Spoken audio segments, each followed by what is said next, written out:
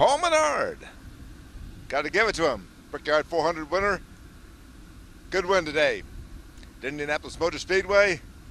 Not just a kid with a silver spoon in his mouth. I know John Menard, who runs the Menard store around the country, is one of the richest men in America, but Paul, he's earned this one.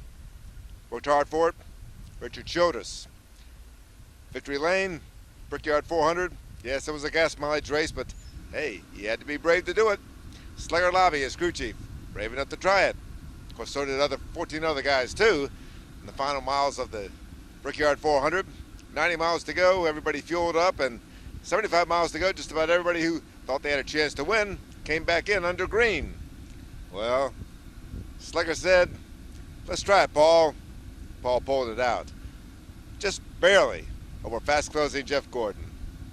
Less than a second, maybe 10, 12 lengths. Nice win. Conserved just enough to have just enough gas at the end to beat Jeff Gordon. Jeff Gordon had the best car at the track. Matt Kenseth, second best car. They didn't win. Sometimes the fastest car doesn't win.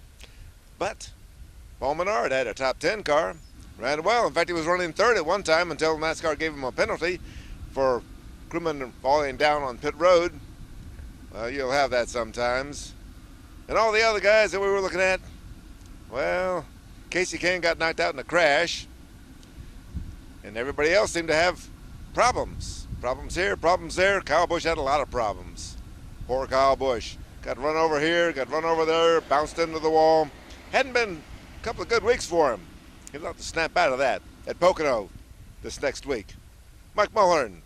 For MikeMulhern.net, the Brickyard 400, Indianapolis Motor Speedway, and Paul Menard gives Richard Chodas a win. The first time in NASCAR history that there's been a first-time winner for the Daytona 500, the Southern 500, and the Brickyard 400. Paul Menard, Indianapolis.